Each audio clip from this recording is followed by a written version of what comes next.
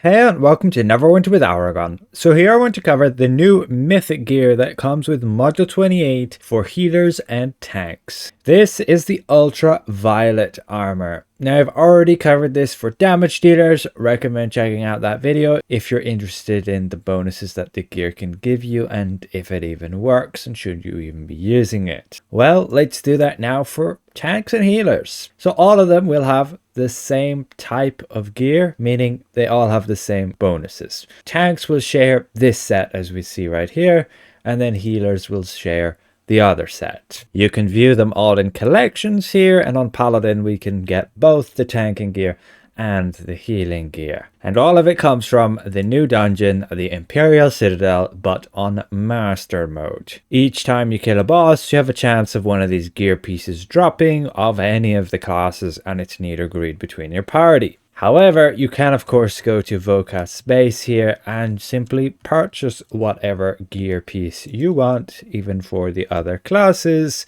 as long as you have the currency from running the dungeon a bit. Very nice to have that in case your luck is just bad with regards to the bosses dropping the gear you want. But let's have a look again. Is any of this useful? Well, we start out with the headpiece here, and this is again for the tanks, Paladin, Barbarian and Fighter. This headpiece will give you Warden's Stamina, which should give you every 5 seconds in combat 0.6% stamina gain and 0.4% awareness, up to 10 stacks. So yeah, that equates to a 6% gain in stamina and a 5% gain in awareness.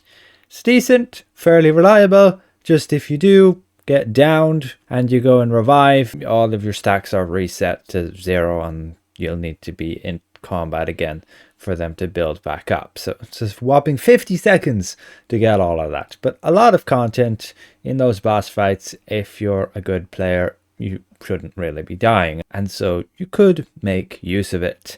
Just be aware the tooltip's bugged. It says it gives combat advantage, but yeah, it actually gives stamina and awareness. So it works and it's somewhat useful. But then the armor. This will give the bonus of Rothe's Intimidation. When you take critical damage, you have a 25% chance to explode with fury, dealing damage and additional threat to all enemies within 15 feet of you. You might think that's good, but the damage is very small, and we can see we only deal like 6,600 base damage, and that's mitigated by the enemy's defense, and it can even deflect. So this value of 2,756, you multiply that by 2,000% threat times another 300% threat, because it says it has additional threat. And so you'd be getting the best at 165,000 damage in threat. That's nothing. You walk for half a second with a charging bull ring and you'll generate double that. And then that just makes it pointless. You're far better off with anything else there in your armor.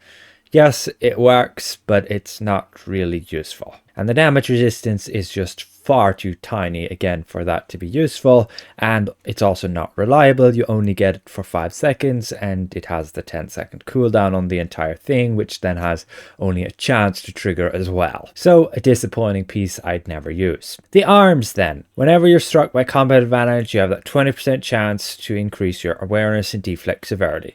By not a bad amount either, 7.5%. The unfortunate thing is it only lasts 8 seconds and then a 15-second cooldown. You can see it works, there's no problem with it, it gives you the buff, but again, that chance to get it to trigger and then having a lot of downtime where you can't have the bonus. But we move on to the boots then. These ones are another one which I am not sure why they're there. You can gain up to 5% critical avoidance and 2.5% damage resistance, but you can only gain that maximum when you're at 25% hit points. So the likelihood of having this is very low. And most of the times, the most threatening thing for a tank is getting one shot, where you need to tank a tank buster. And so you need to be full HP for that, and so you'd gain no benefit from this at all. Again, very pointless in my opinion, but it works. From there, we jump to the new healer gear. So we have all of the items here, and we begin with the headpiece. This one, again, gives you stats based on how long you are in combat.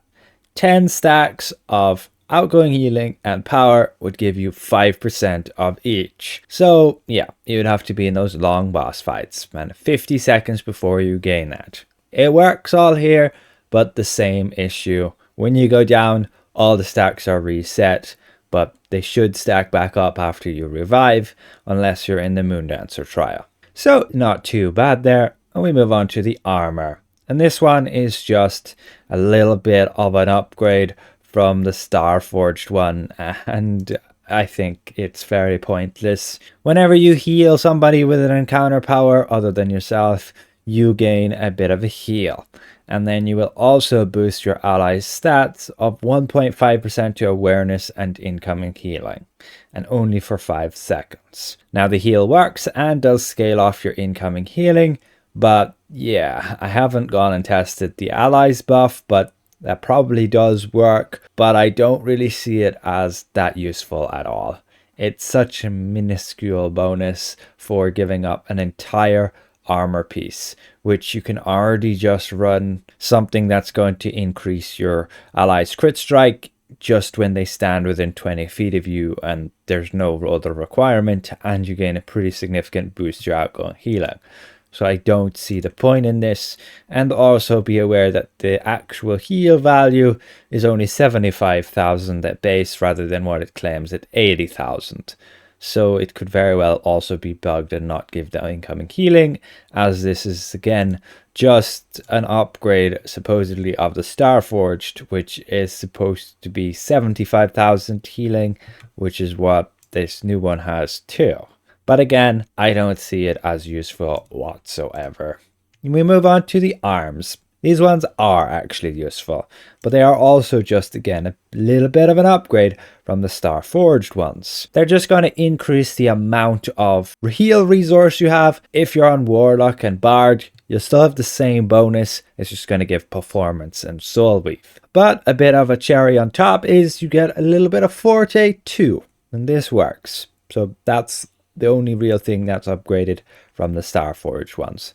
The Forte and a bit of item level. So they're very nice and very useful. Then we have the boots, and these are also very useful. You will gain a boost to your regeneration of that heal resource, so it'll be 20% when in wild space and 10% outside of that. And you also gain a boost to your outgoing healing of 2.5%. So this is a little bit different to the previous Starforged ones in the way that you don't gain the 20% everywhere, you only gain the 20% within wild space.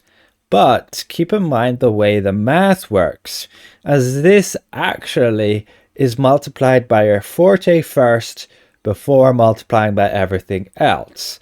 What that means is it's going to be better than if it just added to your regeneration, helmet, your composure, all your other divinity regen bonuses, and then going multiplying. So this is a separate multiplier, and it's more effective than what you would have with other 10% regen bonuses. And be aware, it also stacks with the helmet from Master Temple of the Spider. You can have this one and the boots. These ones were bugged, and they were giving like 200% regeneration while within wild space, but that recently got fixed. But you may see gameplay of people running content with that, and don't expect to replicate it, as it just got fixed in the previous update. Ultimately, for tanks, it's a bit underwhelming. The only real good piece is the head piece, and then again, only if you're going to not die and if you're in a long fight. For healers, the head piece is useful in some situations. The armor piece, at least in my opinion, is pretty useless. The arms are very nice, and the boots are very nice. Ultimately, thanks for watching. A special thank you to all of these channel members for your added support, and we'll see you guys around. Goodbye for now.